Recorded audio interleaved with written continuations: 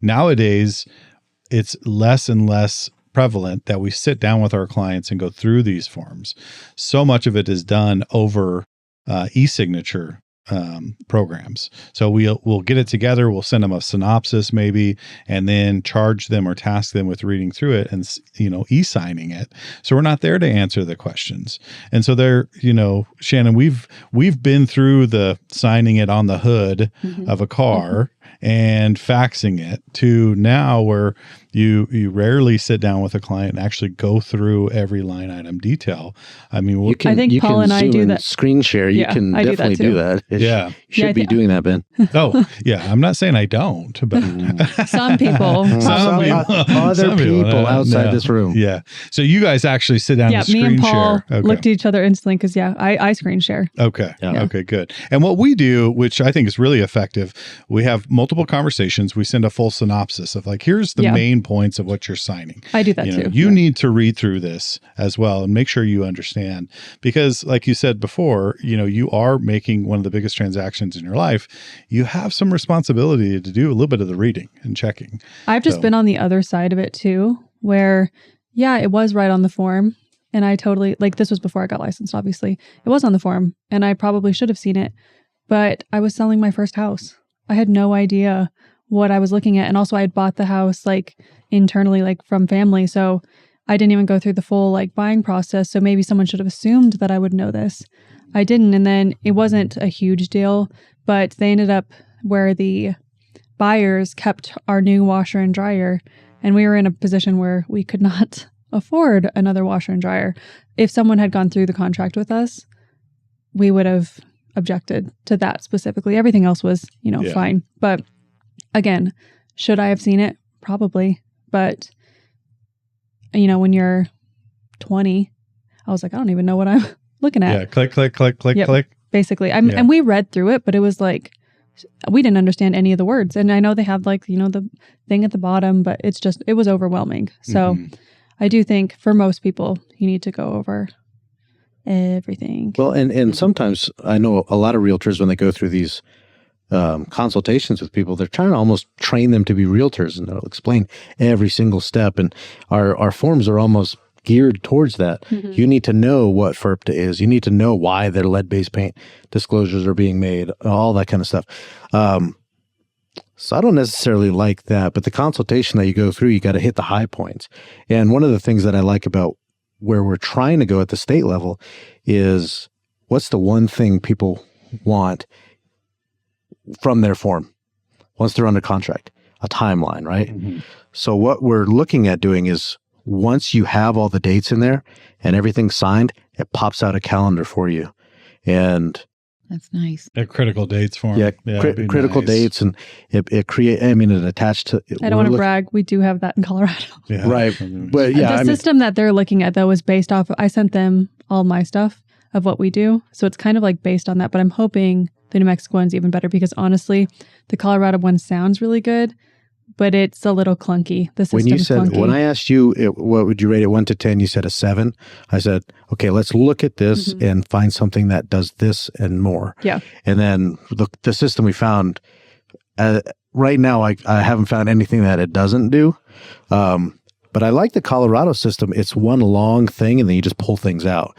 Yeah. So this one here, we're looking at, we enter info, and it sucks stuff in. So there's a lot of front end stuff that we've got to do to make it user friendly. And then for the end user, for the regular realtors, it'll be like a survey platform. They just fill it out. It does the work. Yeah. Get it done. That'd be so wonderful. The experience. And that's kind of our thing, is the member experience using these forms. And the customer, that translates to the customer experience. Because if it's wrong and we're putting in stuff and it's filling it in the wrong spot, and then we have to go in and redline it and have people initial it, it just makes us look bad too. Yeah. It's bad for them. It's bad for us. Yeah. We know that we have to do it, and we redline it and we initial it, but it would be much easier if we didn't have to do that and look a lot better. And what we want to have is, when we go to the title company, they come in with that big old pile of papers that they got to sign. We go, at least we didn't do that to you. Yeah. But right now we're doing that. It was we had as much for us as you do for them. Yeah. And I think we've all compensated. I mean, using the forms that we have, we create a critical dates synopsis that for the customer. So they have, as soon as they sign the contract, before they sign it, after they sign it, we send it to them. Mm-hmm. But it's just things like for costs associated with the sale. And we have an estimated closing cost sheet, and you have to manually add. So, I mean, I pull out my calculator on my phone and I'm adding stuff up. That's why are we doing that? That's one of those things that should auto-populate.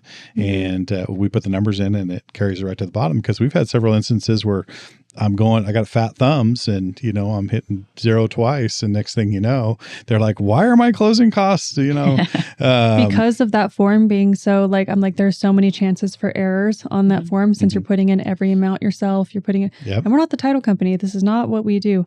I just send a summary of estimated closing costs, just it could be this price to this price. Yeah. That's what I do, because I don't do the net out sheet because of that. I've that form, since we're talking about how forms are used, I've actually stopped using that form because I only control commissions. Everybody else has their own stuff. So the title company is the one that collects it all and will give you that. So it's also like a stay in your own lane type of thing. Exactly. Yeah. That's why I don't like being sales or insurance sales either. I'm trying to get that out of the contracts as well. So don't you have clients though, or customers that could say, so what am I going to be paying? Oh yeah, definitely. Every time. I just give a rough estimate. It could this be this percent to this general percent. ballpark. This percent to this like a percent. range. Yeah. Okay. So you'll say a specific range from a percentage to a percentage. Yeah. Because with actual numbers too. And if they know what their loan amount is, I'll take that off for them, Yeah. Because if you fill that out and then they say, well, where's this number? I wanted this number. And you go, I have no control over that number at all. The title company updated and we didn't know. And it's $25 difference. Or they were 2 years behind on their taxes. So that adjusted here. Yeah. And then you did concessions and repairs. So this number is different. Sure. And what we do is we update that as we go through, but we tell them right up front, we don't do property taxes and things like these are the things that we know. And we always go high on our estimates. I do estimate high as well. So it's always to their benefit. And if there's ever, whenever there's a question, which is pretty rare, but when there's a question, we can point back and say, look, we actually told you a little bit higher than what it was. We didn't realize that you were a year behind on your property taxes, but remember we said we don't calculate those in, or your payoffs, because people say, oh, I only owe $150 on it or whatever. I asked them to actually send me a picture of their statement. Yeah. If I'm going to add in your loan amount, send me a picture. I don't ever even add in the payoff itself. So I do for some people, but and then we look at the difference too. I mean, kind of pivoting here between residential and commercial. We're still doing it very old school on the commercial side, which is really nice. Yeah. And you know what? Commercial is higher dollars, more lawyers involved typically. And I knock on wood. More sophisticated clients typically. I have not that are familiar with the process. Have the money and capacity to sue if they needed to. And knock on wood, I haven't had an issue with the residential or commercial. And look how different they are. I found a lot of commercial clients are just kind of like it's not, they're just a little more old school in their thought in the sense okay, we're just kind of moving along. They're taking a risk and they know it's a risk. Moving along in good faith. That's what we're doing. And then things work out or they don't. But I agree with you. I think it's two totally different ball games. But maybe we can learn from commercial a little bit. I've heard they're about to update the commercial Are they? forms. It's going to throw people into a tizzy. Yes.